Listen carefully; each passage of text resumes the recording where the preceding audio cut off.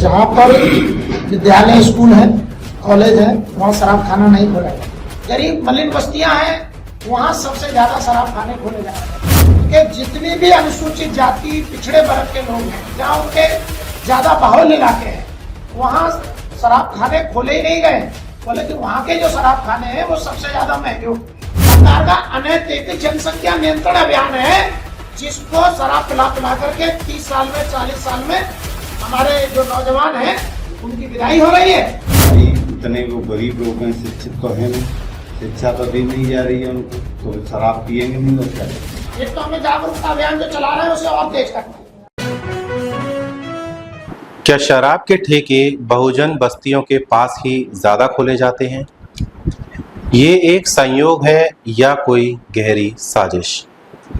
नमस्कार, आप देख रहे हैं XMT न्यूज़ और आज हम एक गंभीर मुद्दे पर चर्चा करने जा रहे हैं। भारत में शराब के व्यापार और उसके प्रभावों पर। आपने अक्सर टीवी, फोन या फिल्मों में यह चेतावनी देखी होगी, शराब का सेवन सेहत के लिए हानिकारक है। लेकिन इसके बावजूद हमारे आसपास शराब की दुकानों की भरमार देखने को मिलती है।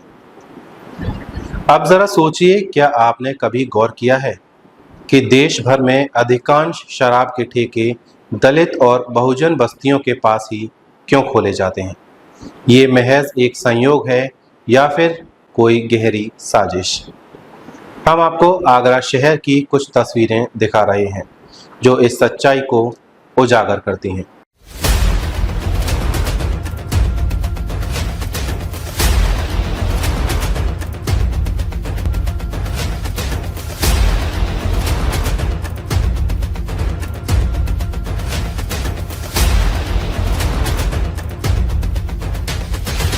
इन शराब के ठेकों का असर। इन दुकानों के कारण रात होते ही सड़कों पर शराबियों की भीड़ जुट जाती है, जिससे महिलाओं और परिवारों के लिए माहौल असुरक्षित हो जाता है।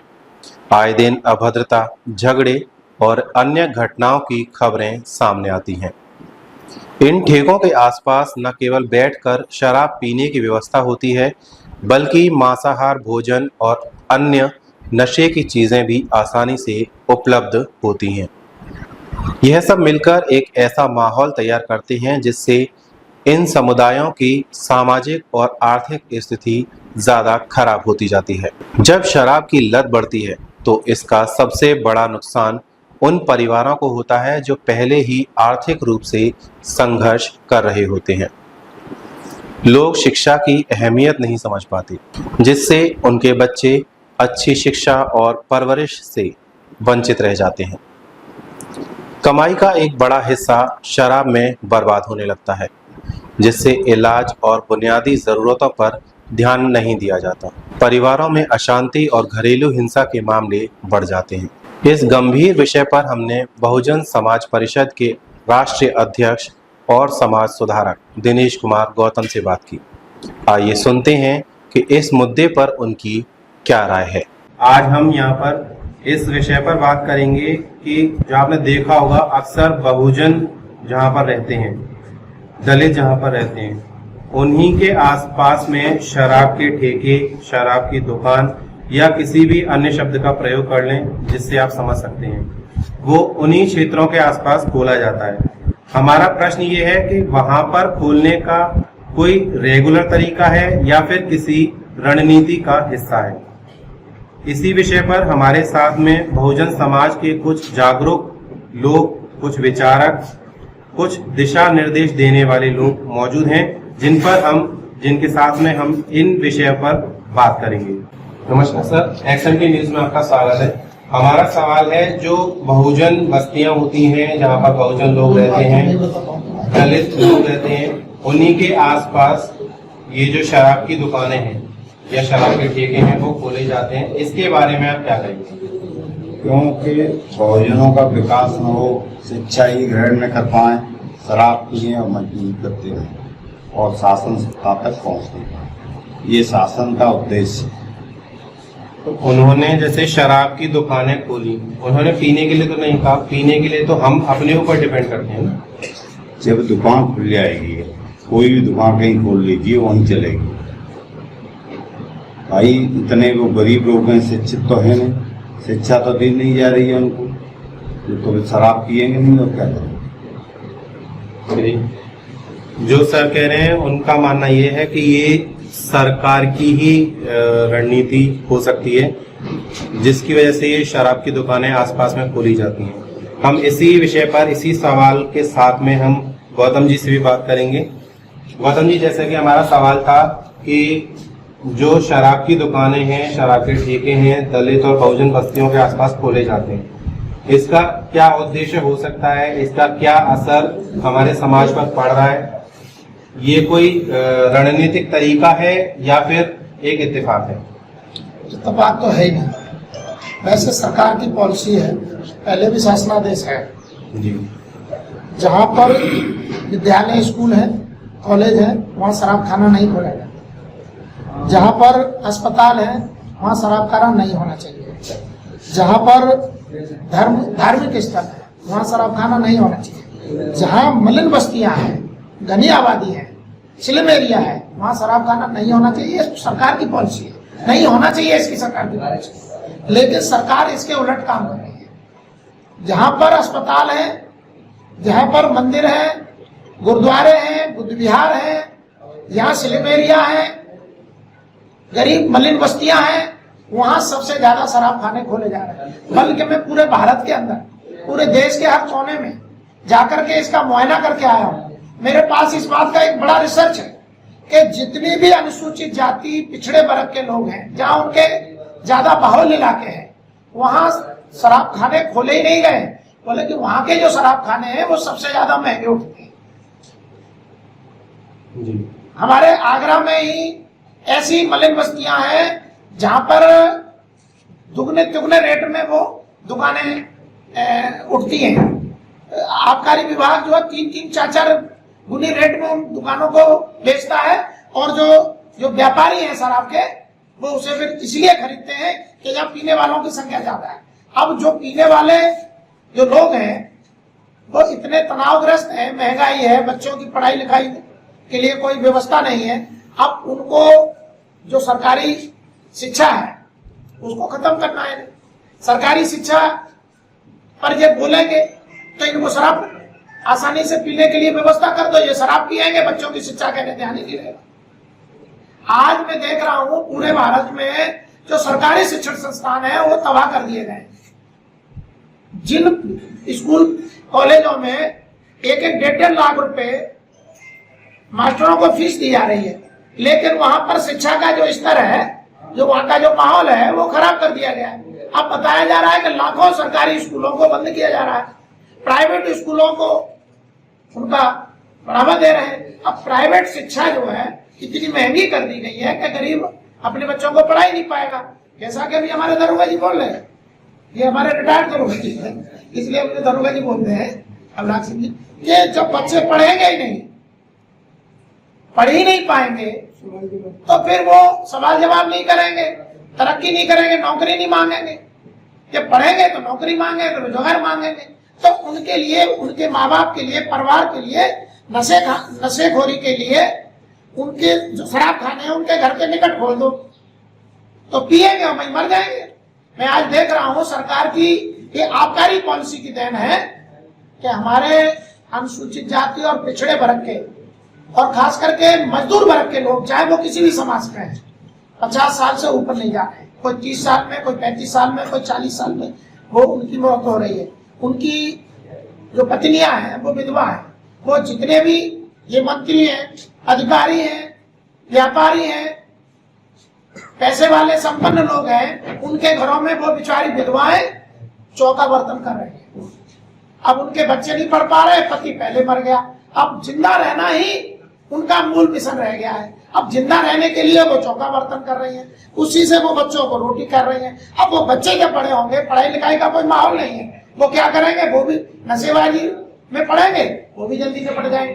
तो जो ये सरकार का अनैतिक जनसंख्या नियंत्रण अभियान है, मैं से सीधे बोलता हूं, सरकार का अनैतिक जनसंख्या नियंत्रण अभियान है, जिसको शराब पिला पिला करके 30 साल में 40 साल में हमारे जो नौजवान हैं उनकी विदाई हो रही है, उनकी बीवियां बेचारी मजबूरी में चौका बर्तन करके जिंदा रहने मात्र उनका एक सर अब क्या कहूँ, मैं तो सत्य नहीं है। ये एक तरीके से बहुजन और दलित समाज पर एक कुठारा खा, ये इनके ऊपर ये भी एक आतंकवाद है, जैसे कि सामंतवादी आतंकवाद होता है। जातिगत हमारे देश में जातिवाद, मनुवाद, सामंतवाद आतंकवाद है। अब ये शराब माफियाओं का आतंकवाद भी है जो सरकार के संरक्षण में चल रहा है। अगर कोई भी समझदार व्यक्ति मेरा जैसा डीएम साहब के जाके एप्लीकेशन दे के साथ मलिन बस्तियों में, घनी आबादियों में शराब की दुकान मत खोलो, आपकी पॉलिसी है, सरकार की पॉलिसी है, ये आर्डर है ऑलरेडी कि जहाँ पे अस्पताल होंगे, जहाँ स्कूल कॉलेज होंगे, जहाँ पर धार्मिक स्थल होंगे, घनी आबादी मलिन एरिया होंगे, वहाँ शराब खाने नहीं खुलेंगे। तो डीएम साहब उसको सुनते ही नहीं, कोई भी जाके चला जाए, जबकि डीएम के पास इस बात का आर्डर है सब, क्योंकि सरकार जो है में जो बैठे लोग हैं वो सब माफी है। मैं आपको थोड़ा सा रोकूंगा, जैसे आपने कहा कि डीएम साहब को एप्लीकेशन दी जाए तो इस पर कार्रवाई वो करें या अधिकांश करते नहीं है। इसके दूसरे पहलू में अगर मैं बात करूं तो आप जो हमारे बहुजन समाज के लोग हैं जो इसका शिकार होते जा रहे हैं, उस पर आप उन लोगों को क्या कहना चाहेंगे? क्योंकि एक हमने कहावत सुनी है कि जहर हमारी हथेली पर है, जब तक हम ना चखना चाहें तो सीधे अंदर नहीं जाएगा। उसके लिए आप उन लोगों को क्या कहेंगे? उनके लिए तो मैं ये बहुजन चिंतन शिविर जो कर रहा हूँ, मैं 1.5 घंटे अपनी बात करता हूँ, उसमें 20 मिनट इसी पर ही अपनी बात रखता हूँ। मैं लोगों को मोटिवेशन दे रहा हूँ कि भाई नशाखोरी को छोड़िए, नशा हमारे लिए जहर है और हमें अपने बच्चों को, अपने परिवार को मोटिवेशन देना है। समाज में जागरूक जो नौजवान है, हमारे जो शिक्षक हैं, उनको भी मैं कह रहा हूँ कि गली गली मोहल्ले मोहल्ले जाइए, लोगों को समझाइए कि नशाखोरी से अपने आप को बचाइए। ये जागरूकता अभियान तो हम ऑलरेडी चला रहे हैं, लेकिन अब मैंने एक बात और किया है, एक तो हमें जागरूकता अभियान जो चला रहे हैं उसे और तेज करना है। ज्यादा से ज्यादा नौजवानों को, पढ़े लिखे लड़कों को हमें तैयार करना है, गली गली मोहल्ले जाकर के नशाखोरी न करने के लिए लोगों को अपील करनी है, उनसे निवेदन करना है, उन्हें समझाना है कि हमारे पतन का कारण है, ये बर्बादी का कारण नशा है। लेकिन इसके साथ साथ मैंने एक निर्णय लिया है हमारे बहुजन समाज परिषद के साथियों के सहयोग से कि हम बहुत जल्द आगरा के डीएम को राष्ट्रपति के नाम से, प्रधानमंत्री के नाम से, मुख्यमंत्री और राज्यपाल के नाम से इस नशाखोरी को लेकर के, जो सस्ते नशा के भी हर गली मोहल्ले में सस्ते नशीले पदार्थ जो शराब के अलावा भी हैं, जो शराब के अलावा भी नशीले पदार्थ हैं जो हर गली मोहल्ले में बिक रहे हैं और पुलिस के संरक्षण में बिक रहे हैं, एक तो उनको तत्काल रोका जाए। दूसरा, जो शराब की दुकानें हैं जिसका जब आपका पहले से जहां शराब खाने नहीं खुलने हैं, इस बात का डायरेक्शन है शासन का, आप उन डायरेक्शन को नहीं मानना है, उनको मानिए। मलिन एरियाओं में, मलिन बस्तियों में घनी आबादी है, जहां पर धार्मिक स्थल है, जहां पे अस्पताल है, जहां पे स्कूल कॉलेज है, वहां पर शराब खाने नहीं होने चाहिए। इस बात का सरकार का पहले से डायरेक्शन है, लेकिन सरकार ही उस पर ध्यान नहीं दे रही है। अब हम चाहते हैं आबकारी पॉलिसी नई तरीके से बने, जो मलिन आबादी है, घनी आबादी है, जो अनलिमिटेड क्षेत्र है, उनको शराब पीने के लिए आप उनकी और ज्यादा सेवा सुलभ कराए दे रहे हो, उनके बच्चों के लिए पढ़ाई लिखाई का इंतजाम तो नहीं कर रहे हो। हम चाहते हैं शिक्षा का राष्ट्रीयकरण हो। इस हमारे देश में ये फ्री का राशन है, ये भी बंद होना चाहिए। सिर्फ 3 चीज फ्री की चाहिए, शिक्षा का राष्ट्रीयकरण करके, समान शिक्षा प्रणाली लागू करके, सरकारी शिक्षा व्यवस्था लागू करके फ्री शिक्षा होनी चाहिए, जो पूर्ण सरकार के नियंत्रण में होना चाहिए। इसमें ये प्राइवेट शिक्षा का जो व्यापारीकरण, शिक्षा का जो व्यापारीकरण हुआ है, व्यापारिक शिक्षा जो हमारे देश पर थोपी जा रही है, ये हमारे लिए एक बहुत बड़ी समस्या है। हम ये चाह रहे हैं शिक्षा फ्री होनी चाहिए, चिकित्सा फ्री होनी चाहिए और न्याय फ्री होना चाहिए। रोजगार का साधन देना सत्ता की जिम्मेदारी है, सरकार की जिम्मेदारी है। सरकार रोजगार पर ध्यान नहीं दे रही है, शराब पर पूरा ध्यान दे रही है, शिक्षा पर ध्यान बिल्कुल नहीं दे रही है। शिक्षालय सारे के सारे जो है बंद कर दिए हैं। इन्होंने एक काम और कर दिया है कि 9th क्लास तक बच्चे को फेल नहीं करेंगे। ये राइट टू एजुकेशन का एक कानून बना, उसमें क्या कानून बन गया कि 9th क्लास तक कोई बच्चा फेल नहीं होगा। अगर जिस स्कूल वाले ने फेल कर दिया उसके खिलाफ कार्रवाई करेंगे। बच्चे को पढ़ाएंगे है नहीं, बच्चे को नहीं पढ़ाएंगे, लेकिन 9th क्लास तक फेल नहीं होने देंगे।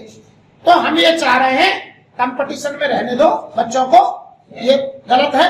दूसरा, अब मैंने ये भी सुन लिया है राइट टू एजुकेशन के माध्यम से हाई स्कूल का जो अंक पत्र मिलेगा, बच्चे का नाम होगा, बाप का नाम होगा, माँ का नाम होगा, पता होगा, लेकिन उसकी जाति भी होगी। अब जातिवाद को खत्म करने के लिए हम बात कर रहे हैं। ये जातियां जो है हम हमारे अंक पत्र में लिख के दे रहे हैं। हमारे बच्चा जहां भी जाएगा उसकी जाति उसकी माथे पर चिपक जाएगी, जाति आधार पर उसका शोषण होगा।